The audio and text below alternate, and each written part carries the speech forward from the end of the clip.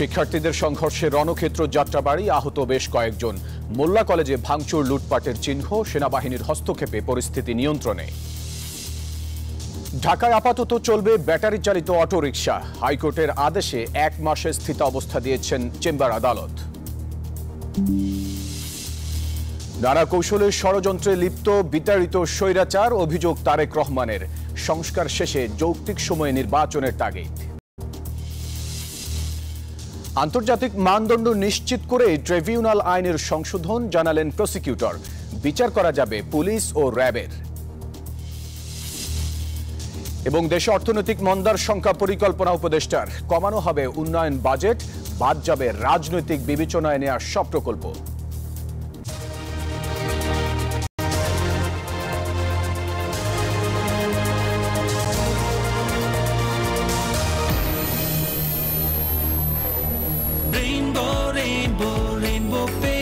Rainbow Paints, the color of joy. দর্শক স্বাগত news 24 সংবাদে। আর পুরো সংবাদ জুড়ে আপনাদের সাথে আছি আমি ফয়সাল মাহমুদ। দেখছিলেন সংবাদ শিরোনামগুলি। শব্দের আরেক নাম, একদম ইউনিক স্ট্রাকচারাল ডিজাইনের কসমিক ডোর। এর ওয়াল থিকনেস ও রিপ থিকনেস বেশি থাকায় থেকে 50 বছরেরও বেশি। কসমিক ডোর, নিশ্চিন্তে 50 বছর। এবারে পুরো খবর। এবার সংঘর্ষে জড়ালো 3 কলেজ। হাসপাতালে এক শিক্ষার্থী মৃত্যুর ঘটনায় গতকালের বিক্ষোভের পর আজ মেগা মানডে কর্মসূচি পালনের জন্য কবি নজরুল কলেজের সামনে জড়ো হতে থাকে 7 কলেজের শিক্ষার্থীরা। আচমকা ডক্টর মাহবুবুর রহমান মোল্লা কলেজে হামলা চালায় সোহরাওয়ার্দী ও কবি নজরুল কলেজের ছাত্ররা। দুই পক্ষের মধ্যে ধাওয়া পাল্টা ধাওয়ায় রণক্ষেত্রে পরিণত হয় যাত্রাবাড়ির ডেমরা এলাকা। সংঘর্ষে গুরুতর আহত হন বেশ কয়েকজন। পরিস্থিতি নিয়ন্ত্রণে যাত্রাবাড়ির ডেমরা এলাকায় 6 প্লাটুন বিজিবি মোতায়েন করা হয়েছে।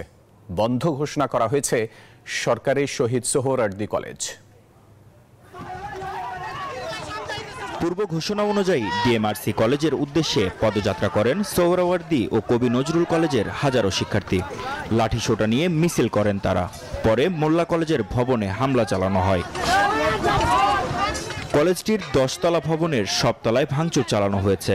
লুটপাট করা হয়েছে কম্পিউটার সহ বিভিন্ন সরঞ্জাম ও আসবাবপত্র। পুড়িয়ে দেওয়া হয় কলেজ প্রিন্সিপালের অফিস কক্ষ। এতে 3 কলেজের শিক্ষার্থীদের মধ্যে সংঘর্ষ ছড়িয়ে পড়ে। সময়ের সাথে সাথে বাড়তে থাকে সংঘর্ষ, উত্তেজনা।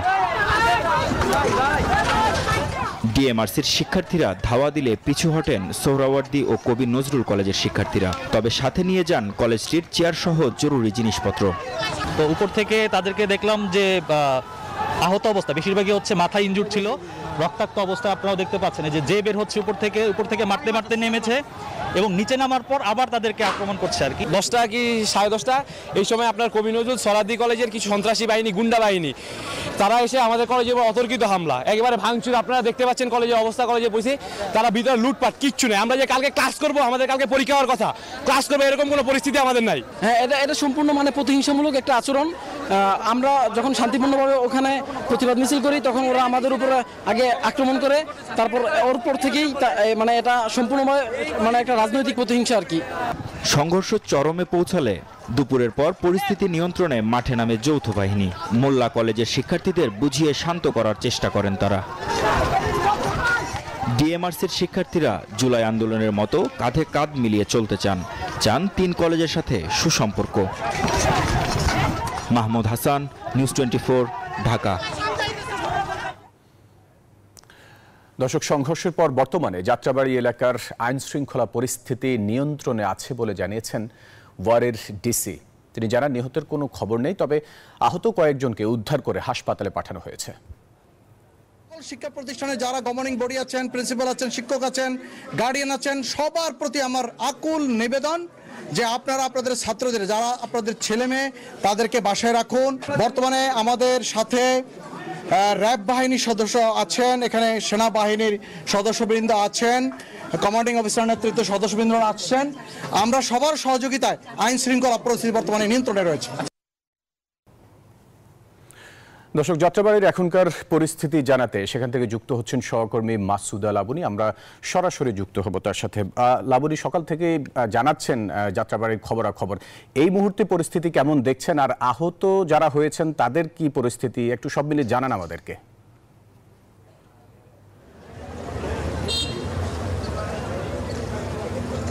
ফয়সাল, আহত যারা হয়েছিলেন তাদের 3 থেকে 4 জনের অবস্থা কিছুটা আশঙ্কাজনক বলে আমরা জানতে পেরেছি, তবে পরিপূর্ণ যে অন্যান্য স্বাস্থ্যগত বিষয়গুলো এখন আমরা স্পষ্ট করে জানতে পাইনি। এছাড়া আমি যদি একটু দেখাই যে এখনও কিন্তু এই মোল্লা কলেজের গেটের সামনে কিছু শিক্ষার্থী অবস্থান করছে এবং সেনাবাহিনীর সদস্য যারা তারাও আছে, তবে পুলিশ বা এপিবিএন এবং র্যাবের সদস্যরা এখান থেকে চলে গিয়েছেন। এছাড়া যান চলাচল স্বাভাবিক হয়েছে এবং সকাল থেকে অর্থাৎ 11টার পর থেকে যখন সংঘর্ষ শুরু হয় তখন থেকে যান চলাচল বন্ধ ছিল। এখন থেকে ঘন্টাখানেক আগে আসলে এই যে যান চলাচল শুরু হয়েছে। এছাড়া উৎসুক মানুষ যারা আসলে এখানকার স্থানীয় যারা আছেন তারা কিছু এখানে আছেন এবং তারা এই যে পরিস্থিতি দেখার চেষ্টা করছেন। এছাড়া সেনাবাহিনীর সদস্য যারা আছেন তারা হলো এখান থেকে উৎসুক যারা তাদেরকে সরে যেতে পরামর্শ দিচ্ছেন। পাশাপাশি এখানে শিক্ষার্থী যারা আছেন তাদেরকে আসলে বাসায় ফিরে যাওয়ার জন্য অনুরোধ করছেন। এছাড়া আমরা এখানে যারা শিক্ষার্থী 2-1 জন আছেন একটু কথা বলার চেষ্টা করব। আমরা একটু সরাসরি সম্প্রচারে আছি, যদি একটু কথা বলতেন আমাদের সাথে। ভেতরে তো আমরা গিয়েছিলাম, ভেতরে আসলে শিক্ষা কার্যক্রম শুরুর কোনো অবস্থা নেই। এই অবস্থায় আসলে শিক্ষা কার্যক্রম সহজে শুরু করা যাচ্ছে না বা বড় ধরনের একটা ক্ষয়ক্ষতি হয়েছে।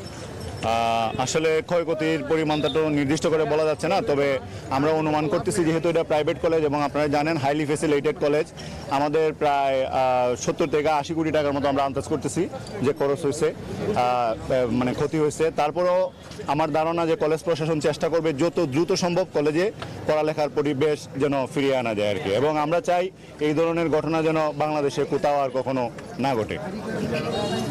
শিক্ষার্থীর সাথে এখানে একটু কথা বলার চেষ্টা করি, একটু আপনার সাথে কথা বলতে চাই।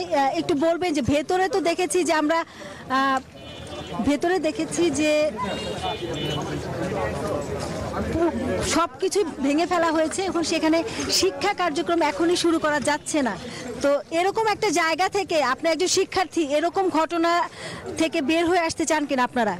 জি, আমরা তো অবশ্যই সুষ্ঠু একটা বিচার চাই। আমাদের সবার এক্সপেকটেশন যে আমরা আবার আমাদের পড়াশোনা ক্যারি অন করতে পারবো, ঠিকমতো আমরা আগাতে পারবো, কিন্তু যা হলো সব অনিবার্য কারণে হয়েছে। এখন আপনারা তো মোটামুটি টুকটাক জানেন যে মানে কিসের কারণে হয়েছে। এখন আমরা চাই যত তাড়াতাড়ি সম্ভব প্রশাসনিক ম্যাটার তারা সলভ করার পরে তারপর যেন আমরা পড়াশোনা সব কলেজে যেন সুন্দরভাবে পড়াশোনা করতে পারে, আবার সেই পরিস্থিতি সৃষ্টি করবো। না, ভেতরে আমাদের অনেক সেন্সিটিভ ইনফরমেশন জড়িত জিনিসপত্র নিয়ে গেছে তারা। এখন কিছু আপাতত করার নেই, এখন তারা প্রশাসনের সাথে বসে যদি কিছু সলভ করতে পারে যে আমাদের তারা যেসব নিয়ে গেছে তা যদি দিতে পারে, আবার যা আমাদের কেনার প্রয়োজন তা যদি কিনতে পারে, তাহলে হয়তো দেরি হবে না বেশি। আমি একটু দেখানোর চেষ্টা করি যে এই জায়গায় যদি দেখায় যে ফুলের টপ থেকে শুরু করে আসলে এর আগে সংবাদগুলোতেও আমি দেখাচ্ছিলাম এই ভেতরে কি ধরনের ধ্বংসাত্মক কার্যকলাপ হয়েছে। এবং এই যে আসলে দুটি কলেজের সুপার সানডে যদি বলি, তাদের সুপার সানডের জবাব কিন্তু আজকের এই যে মেগা মানডের মাধ্যমে দিয়েছে কবি নজরুল কলেজ এবং সোহরাওয়ার্দী কলেজের শিক্ষার্থীরা। তো এখানকার শিক্ষার্থী যারা আছেন তারা যেটি বলছেন যে তারা আসলে শিক্ষার পরিবেশ ফিরে চান বলে তারা স্বীকার করছেন, এবং শিক্ষার্থীরাও কিন্তু বলছেন যে তাদের এখানকার শিক্ষার্থী হোক কিংবা অন্য কলেজের শিক্ষার্থী হোক না কেন, শিক্ষার্থীরা যেন এই ধরনের ধ্বংসাত্মক কার্যকলাপে যুক্ত না হয়, সেক্ষেত্রে শিক্ষক কিংবা অভিভাবক সবাইকে এগিয়ে আসতে হবে, এমনটি তারা বলছেন। তো এই ছিল আমার কাছে সবশেষ। লাবণী, আপনাকে ধন্যবাদ আমাদের সাথে যুক্ত হবার জন্য। এই যে আমার ব্যাগ আরএফএল গ্যাস স্টোভ, এর সায়েন্টিফিক নজল আর ব্রাশ বার্নার তাপকে সমানভাবে ছড়িয়ে খরচ বাঁচায় 25%। আরএফএল গ্যাস স্টোভ নিরাপদ ও গ্যাস সাশ্রয়ী। 304 ফুড গ্রেড স্টেইনলেস স্টিলে তৈরি, যা নিশ্চিত করে জংবিহীন সিঙ্কের আজীবন নিশ্চয়তা। আরএফএল কিচেন সিঙ্ক, স্বাস্থ্যকর কিচেনের চিরস্থায়ী সমাধান। দর্শক, ঢাকা মহানগরে আপাতত চলবে ব্যাটারি চালিত রিকশা। অটোরিকশা চলাচল বন্ধে হাইকোর্টের আদেশে স্থিতাবস্থা দিয়েছেন চেম্বার আদালত। সোমবার আপিল বিভাগের চেম্বার জজ মোহাম্মদ রেজাউল হক এ আদেশ দেন। এতে করে ঢাকায় ব্যাটারি চালিত অটোরিকশা চলাচলে আপাতত আর বাধা থাকল না। এর আগে হাইকোর্টের আদেশের বিরুদ্ধে আপিল করে রাষ্ট্রপক্ষ। বৃহত্তর ঢাকা সিটি কর্পোরেশন প্যাডেল চালিত রিকশা মালিক ঐক্যজোটের সভাপতি জহুরুল ইসলাম মাসুম ও সেক্রেটারি মোহাম্মদ মমিন আলী হাইকোর্টে রিট দায়ের করেন। রিটে ঢাকা মহানগর এলাকায় ব্যাটারি চালিত রিকশা চলাচল বন্ধ চাওয়া হয়। ওই রিটের শুনানি নিয়ে গত 19 নভেম্বর ঢাকা মহানগর এলাকায় 3 দিনের মধ্যে ব্যাটারি চালিত রিকশা চলাচল বন্ধের নির্দেশ দেন হাইকোর্ট।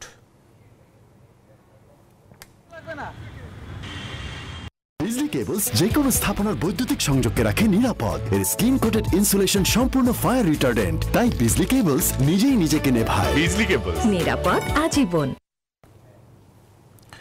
ফিটনেসবিহীন গণপরিবহন বন্ধে যে সিদ্ধান্ত নেওয়া হয়েছে পরিবেশের স্বার্থে তা বাস্তবায়নে পরিবহন মালিকদের সহজ শর্তে ঋণ সুবিধা দেয়া হবে বলে জানিয়েছেন পানি সম্পদ এবং পরিবেশ, বন ও জলবায়ু পরিবর্তন উপদেষ্টা সৈয়দা রিজওয়ানা হাসান।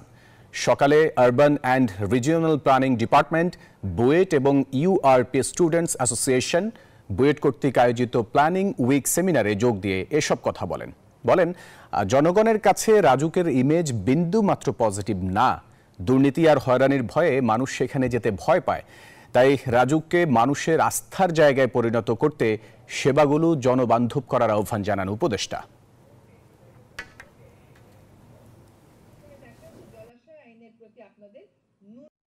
কোন মানুষ রাজুকে যাইতে হবে, সে যা দোয়া দরুদ জানে সব পড়ে যায়। রাজুকে গেলে নর্মাল সার্ভিস ডেলিভারি পাবে, এইটা কি কোনোদিন হয়? কোনোদিনও হয় না। আমরা বুঝবো না, কারণ আমরা তো আপনাকে ফোন করে একটা কাজ করাইছি, এখনো করাই, আগেও করাই, কিন্তু যারা সাধারণ নাগরিকেরা যায় তাদের জন্য আপনার সেবাটা দয়া করে স্বচ্ছ এবং জনমুখী করে। এলো instant milk powder happy cow, যেমন সাশ্রয়ী তেমনি পুষ্টিগুণে ভরপুর। আর এটা নিউজিল্যান্ডের গরুর দুধ। হ্যাপি কাউ, গরুর দুধের স্বাদ সবাই পাক। দর্শক, বিনা সুদে মিলবে 1 লাখ থেকে কোটি টাকার ঋণ, তবে তার আগে নিতে হবে শাহবাগে অবস্থান। এমনই প্রলোভন দেখিয়ে রাজধানী সহ দেশের বিভিন্ন প্রান্ত থেকে হাজার হাজার মানুষ জড়ো করার পরিকল্পনা এঁটেছিল অহিংস গণঅভ্যুত্থান নামে একটি চক্র। যদিও এখনও তাদের সন্ধান পায়নি পুলিশ। ফেরত পাঠানো হয় ঋণ পাবার আশায় টিএসসিতে আসা সাধারণ মানুষদের। নাইমাল জিকো জানাচ্ছেন বিস্তারিত। নারায়ণগঞ্জের ফতুল্লায় শরবত বিক্রি করেন আলাউদ্দিন নামে এই ব্যক্তি। দেশ থেকে লোপাট হওয়া অর্থ ফেরত আনা ও সেই অর্থের মধ্যে 1 লাখ থেকে 1 কোটি টাকা বিনা সুদে ঋণ দেওয়ার প্রলোভন দেখায় অহিংস গণঅভ্যুত্থান নামে একটি সংগঠন। এজন্য 1 মাস আগে ফর্মও পূরণ করা হয়। একই অবস্থা দর্জির কাজ করা ফাতেমা সহ আরো অনেকের। সবাই এসেছেন বিনা সুদে ঋণ পাবার আশায়, ঘটাবেন গণঅভ্যুত্থান। ফর্ম দিব, ফর্ম দিলে আপনাকে টাকা জানানো হয়েছে, 1 লক্ষ করে টাকা দেবো, ব্যবসা করতে দেবো। দরিদ্র মানুষের লেগে আমরা খুলছি, 1 লাখ করে টাকা দেবো, মাসে 1000 করে 2000 করে কাটটা নিব। বলছি যে আমাদের নিয়ে কোথাও একটা ওনাদের অফিসে নিয়ে কথাবার্তা বলবে, আমার সাথে একটা মিটিং হবে, এরকম কিছু।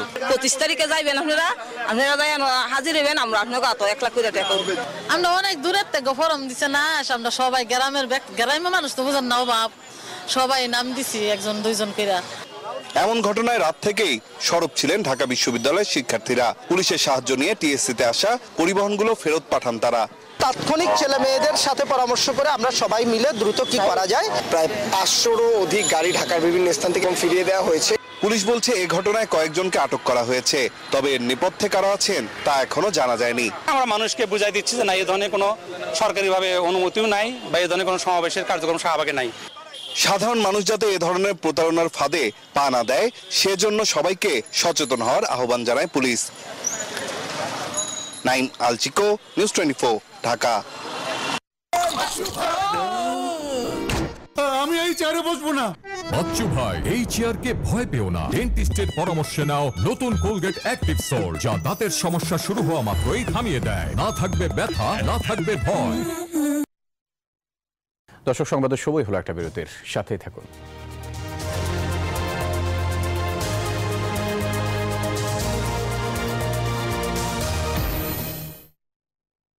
নুডলস খান নাই? তাহলে তো নুডলসই খান নাই। নুডলস খান নাই তো নুডলসই খান নাই।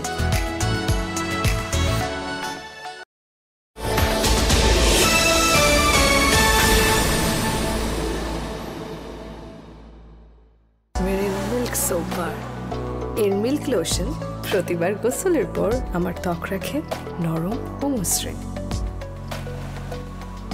ডিপ হাইড্রেশন ফর্মুলায় স্কয়ারের মেরিল গ্লিসারিন এখন পাচ্ছেন আরও সাশ্রয়ী দামে 120 গ্রামে 25 টাকা ছাড়।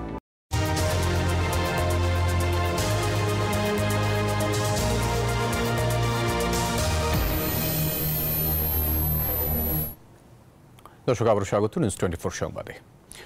গণতন্ত্রের অগ্রযাত্রা বাধাগ্রস্ত করতে বিতাড়িত স্বৈরাচার নানা কৌশলে ষড়যন্ত্র করছে বলে অভিযোগ করেছেন বিএনপির ভারপ্রাপ্ত চেয়ারম্যান তারেক রহমান। দুপুরে জাতীয় প্রেস ক্লাবে ঢাকা সাংবাদিক ইউনিয়নের সাধারণ সভায় ভার্চুয়ালি যুক্ত হয়ে প্রধান অতিথির বক্তব্যে তিনি এই কথা বলেন। এ সময় ফ্যাসিবাদীদের পুনর্বাসন ঠেকাতে এবং জনগণের অধিকার প্রতিষ্ঠায় দ্রুত প্রয়োজনীয় সংস্কার শেষে নির্বাচনের তাগিদও দেন তিনি। বিস্তারিত জানাচ্ছেন সাইফুল ইসলাম। জাতীয় প্রেস ক্লাবে ঢাকা সাংবাদিক ইউনিয়নের বার্ষিক সাধারণ সভা, এতে যোগ দিয়ে গণমাধ্যমকে ফ্যাসিবাদ মুক্ত করতে অন্তর্বর্তী সরকারের প্রতি আহ্বান জানান সাংবাদিক নেতারা। যে ফ্যাসিস্টরা হাসিনাকে ফ্যাসিস্ট বানানোর জন্য তারা দায়ী, তার মধ্যে দালাল সাংবাদিকরা কোনো অংশে কম যায় না, কিন্তু তারা এখনো মিডিয়ার মধ্যে রয়ে গেছে অনেকেই। এরা মিডিয়ার মধ্যে থাকা মানে শত শহীদের রক্তের প্রতি আমাদের শ্রদ্ধা না জানানো। সভায় বিএনপি ও জামায়াতের শীর্ষ নেতারা বক্তব্য রাখেন। জুলাই বিপ্লবে গণহত্যায় জড়িতদের বিচার দাবি করেন তারা। যারা হেলিকপ্টার থেকে গুলি করে দেশের মানুষকে হত্যা করতে পারে, যারা প্রকাশ্য দিবালোকে পল্টনের মোড়ে লাঠি দিয়ে 7 জন যুবককে হত্যা করে মৃতদেহের উপরে নাচানাচি করতে পারে, তাদের সামনে কখনো গণতন্ত্র যায় না। সংস্কার নিয়ে বিএনপির সঙ্গে অন্তর্বর্তী সরকারের কোনো বিরোধ নেই জানিয়ে তারেক রহমান বলেন, একটি মহল এ নিয়ে বিভ্রান্তি তৈরির অপচেষ্টা করছে। সংস্কার কার্যক্রম নিয়ে অন্তর্বর্তীকালীন সরকারের সঙ্গে বিএনপির কোনো বিরোধ নেই। সংস্কার আগে নাকি নির্বাচন আগে, যারা এ ধরনের প্রশ্ন তুলে জনমনে বিভ্রান্তি সৃষ্টির অপচেষ্টায় লিপ্ত হয়েছেন, তাদের উদ্দেশ্য কিন্তু ভিন্ন। বিএনপি মনে করে সংস্কার কার্যক্রম এটি কোনো শেষ হওয়ার বিষয় নয়। একজন সংস্কার কার্যক্রম শুরু করলে আরেকজন প্রয়োজনীয় সংস্কার এগিয়ে নিয়ে যায়। জনগণের ভোটাধিকার প্রতিষ্ঠা ও ফ্যাসিবাদের ফিরে আসা বন্ধ করতে দ্রুত প্রয়োজনীয় সংস্কার শেষে জাতীয় নির্বাচন করার আহ্বান জানান বিএনপির ভারপ্রাপ্ত চেয়ারম্যান। অন্তর্বর্তীকালীন সরকার ইতিমধ্যেই নির্বাচন কমিশন পুনর্গঠন করেছে। জনগণের ভোটের নির্বাচিত প্রতিনিধিদের দ্বারা একটি জনপ্রতিনিধিশীল সংসদ ও সরকার গঠনের লক্ষ্যে এটি একটি গুরুত্বপূর্ণ ধাপ বলে আমরা মনে করি। গণমাধ্যমের স্বাধীনতা প্রতিষ্ঠায় অতীতের মতো ভবিষ্যতেও বিএনপি আন্তরিক থাকবে বলে জানান দলটির ভারপ্রাপ্ত চেয়ারম্যান। নিশ্চিত থাকবে মানুষের বাক ও ব্যক্তি স্বাধীনতা। সাইফুল ইসলাম, নিউজ 24, ঢাকা।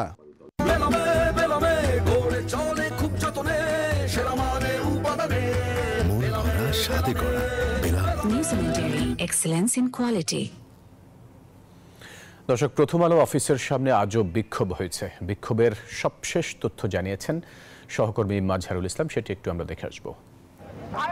দর্শক, এই মুহূর্তে আমরা আছি প্রথম আলোর অফিসের সামনে, যেখানে একদল মানুষ যারা অবস্থান কর্মসূচি পালন করছেন এবং অবস্থান কর্মসূচি পালন করে তারা নানা ঘোষণা দিচ্ছেন যে দেশে গত 15 বছরে যে হলুদ সাংবাদিকতা বা দেশের বিরোধী ষড়যন্ত্র জড়িত ছিল প্রথম আলো এবং ডেইলি স্টার, এমন অভিযোগে কিন্তু তারা গত কয়েকদিন থেকে প্রথম আলো এবং ডেইলি স্টারের বাসভবনের সামনে অফিসের সামনে তারা নানা ধরনের স্লোগান দিচ্ছেন এবং তারা তাদের প্রতিবাদের কথা বলে আসছেন। এবং তারা আজকে কিন্তু সেই কথাই বলছেন যে গত 15 বছর যে হলুদ সাংবাদিকতা করেছে দেশের এই জাতীয় দৈনিক দুটি, যতক্ষণ না পর্যন্ত তারা নিজেদের সেই ভুল পাল্টে জাতির কাছে ক্ষমা না চাইবে ততক্ষণ তাদের এই আন্দোলন বা তাদের এই কর্মসূচি অব্যাহত থাকবে। আপনি জানেন যে গতকালকে সন্ধ্যায় এই এখানে যারা অবস্থান নিয়েছে তাদের সাথে আইন শৃঙ্খলা রক্ষাকারী বাহিনীর দফায় দফায় সংঘর্ষ হয়েছে এবং তারই ঘটনার পরিপ্রেক্ষিতে আজকে তারা আবার এখানে এসে তারা বলছেন যে গতকালকে তাদের উপর যা হয়েছে সেটা একেবারে অন্যায় এবং আইন শৃঙ্খলা রক্ষাকারী বাহিনী বিনা উস্কানিতে তাদের উপর হামলা চালিয়েছে।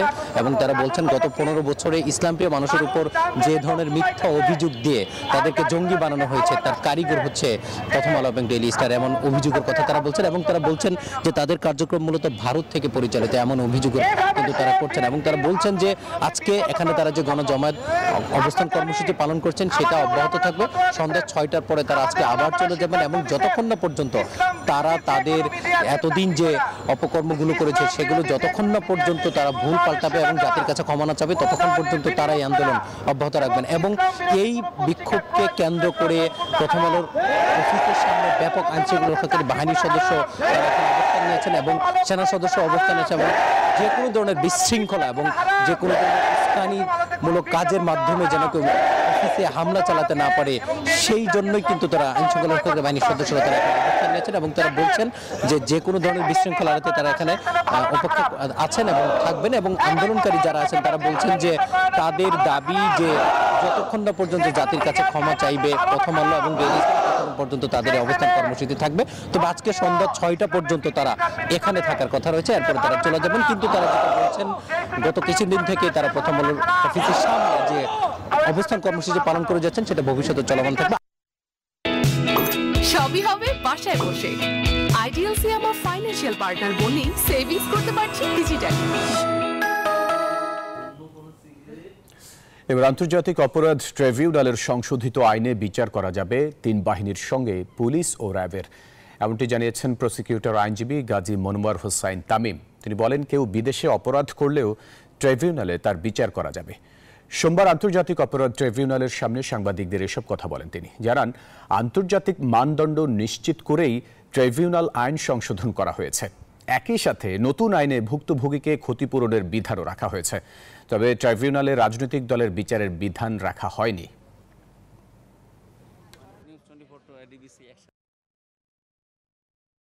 এই আইনের যে সকল লুফলস এবং লেকুনা ছিল এবং আন্তর্জাতিকভাবে যে প্রশ্নগুলো এই আইন সম্পর্কে তোলা হতো সেই সকল প্রশ্নকে মিট আপ করে এই সংশোধনটা করা হয়েছে ন্যায় বিচারের স্বার্থে এবং আন্তর্জাতিক স্ট্যান্ডার্ডকে বজায় রেখে। ডিসিপ্লিনারি ফোর্সের মধ্যে 3 বাহিনীর সাথে পুলিশ, র্যাব বা বিজিবি এবং কোনো গোয়েন্দা সংস্থা সহ আনসার বাহিনীকেও এখানে যুক্ত করা হয়েছে।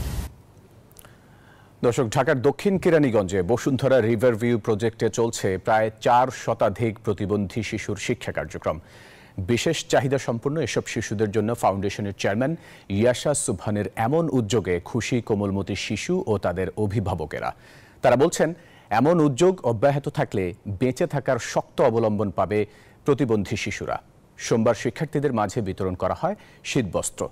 বিশেষ চাহিদা সম্পন্ন শিশুদের জন্য এ যেন এক স্বপ্নপুরী।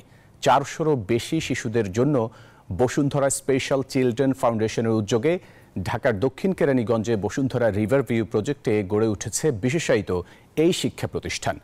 400 জন শিক্ষার্থীদের দুর্বলতা চিহ্নিত করে প্রাইমারি, অটিজম সেকশন, বুদ্ধি প্রতিবন্ধী section, CP Pulsar section, vocational section, early child development সেকশনে ভাগ করে চলছে পাঠদান। বিশেষ চাহিদা সম্পন্ন শিশুরা যাতে দেশের বোঝা হয়ে না দাঁড়ায় সেজন্য অনেককেই দেয়া হচ্ছে কারিগরি ও কুটির শিল্পের প্রশিক্ষণ। বসুন্ধরা গ্রুপ ও ফাউন্ডেশনের চেয়ারম্যান ইয়াশা সুবহানের প্রতি আন্তরিক কৃতজ্ঞতা জানিয়েছেন শিক্ষার্থী ও অভিভাবকরা। শীত শুরু হওয়ার আগেই আমাদের ফাউন্ডেশন চেয়ারম্যান ইয়াসা ম্যাডাম উনি প্রত্যেকবারই দিয়ে থাকেন। এটা শুধু এইগুলি না, উনি বাচ্চাদের সব রকমের ওয়েলফেয়ারই খেয়াল করেন। বাচ্চা অসুস্থ হলে তার ট্রিটমেন্টের খরচ, এদের ইউনিফর্ম, তারপরে বিশেষ কোনো সমস্যা কোনো ফ্যামিলি হলে সেটা উনি লুক আফটার করেন। এবার অর্থ বাণিজ্য সংবাদ।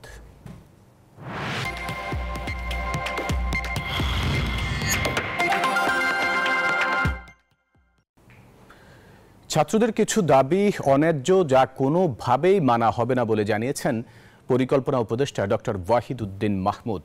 দুপুরে একনেক সভা শেষে সাংবাদিকদের ব্রিফিংকালে তিনি এসব কথা বলেন, যেসব শিক্ষার্থী রেল লাইনে আক্রমণ করছে, মানুষের ক্ষতি করছে, মানুষই তাদের প্রতিহত করবে। আমার পক্ষ থেকে ছাত্রদের কাছে আমি আহ্বান করেছি, তোমরা তোমাদের দাবি নিয়ে আসো, যেগুলো ন্যায্য দাবি সেগুলো পূরণ করা হবে, রাস্তায় নামতে হবে না। ইতিমধ্যে অনেকগুলো আন্দোলন থেমে গেছে, কারণ আমি বলেছি এগুলো ন্যায্য দাবি এবং এগুলোর আমরা ন্যায্য একটা সমাধান করব। কিছু কিছু আছে যেগুলো ন্যায্য দাবি না, এগুলো আমরা কিছুতেই মানব না। এবার উন্নয়ন বাজেট কমানো হবে বলে জানিয়েছেন পরিকল্পনা উপদেষ্টা ডক্টর ওয়াহিদ উদ্দিন মাহমুদ। এছাড়া আওয়ামী লীগ সরকারের রেখে যাওয়া উন্নয়ন বাজেট বাস্তবায়নও অন্যান্য বারের চেয়ে এবার কমেছে বলে জানিয়েছেন তিনি। রাজধানীর শেরেবাংলা নগরের এনইসি সম্মেলন কক্ষে জাতীয় অর্থনৈতিক পরিষদের নির্বাহী কমিটি একনেক সভা শেষে সংবাদ সম্মেলনে এই কথা বলেন উপদেষ্টা। ওয়াহিদ উদ্দিন মাহমুদ বলেন, বর্তমানে উন্নয়ন বাজেট থেকে অনেক প্রকল্প বাদ দেয়া হচ্ছে, রাজনৈতিক বিবেচনায় নেয়া সব প্রকল্পই বাদ যাবে।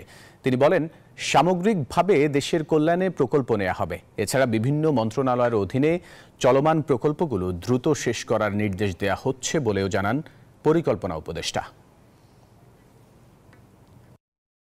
এবার এডিপির উন্নয়ন বাজেটের বাস্তবায়ন হার অনেক কম।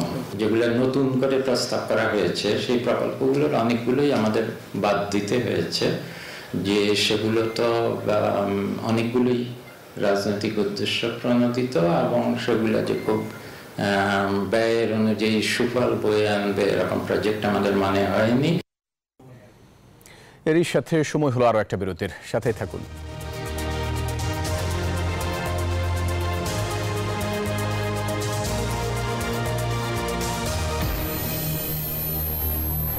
নুডলস খান নাই? তাহলে তো নুডলসই খান নাই। নুডলস খান নাই তো নুডলসই খান নাই।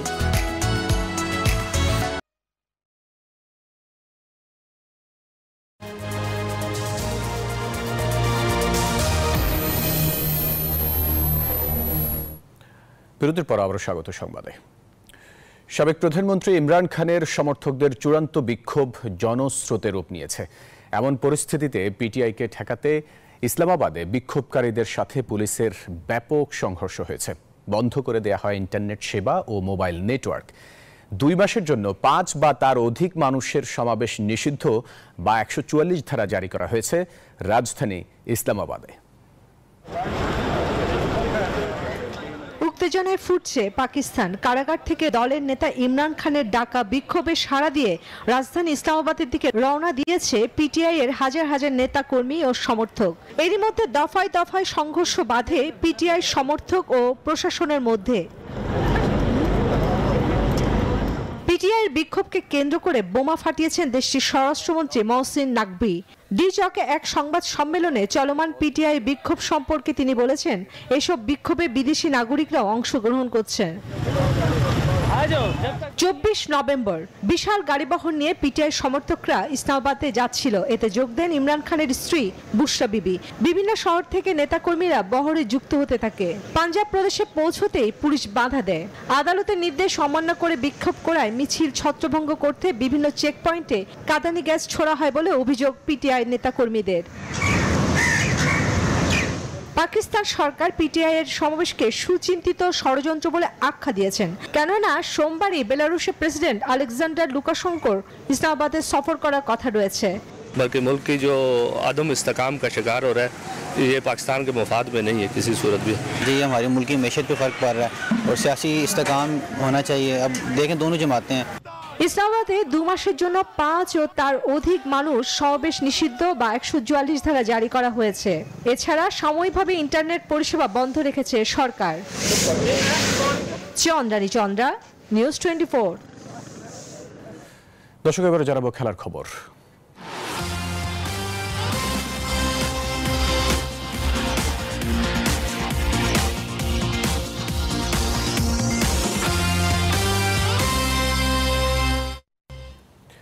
প্রথম ওয়ানডেতে বৃষ্টি আইনে স্বাগতিক জিম্বাবুয়ের কাছে 80 রানে হারল পাকিস্তান। 3 ম্যাচের সিরিজে 1-0 এগিয়ে গেল সিকান্দার রাজারা। বুলাওয়েতে টস হেরে ব্যাট করতে নেমে জিম্বাবুয়ের উদ্বোধনী জুটি থেকে আসে 40 রান। এরপর নিয়মিত বিরতিতে উইকেট হারাতে থাকে তারা। বিপরীতে 9 নম্বরে নামা এনগারাভার 48 আর রাজার 39 রানের সুবাদে 205 রানের সংগ্রহ পায় স্বাগতিকরা। জবাবে সহজ লক্ষ্য তাড়া করতে নেমে 58 রানে 6 উইকেট হারায় পাকিস্তান। এরপর স্কোরবোর্ডে 2 রান যোগ করতেই বৃষ্টি নামে। শেষ পর্যন্ত বৃষ্টি থামলেও বল আর মাঠে গড়ায়নি। এতেই বৃষ্টি আইনে 80 রানে জয় পায় জিম্বাবুয়ে।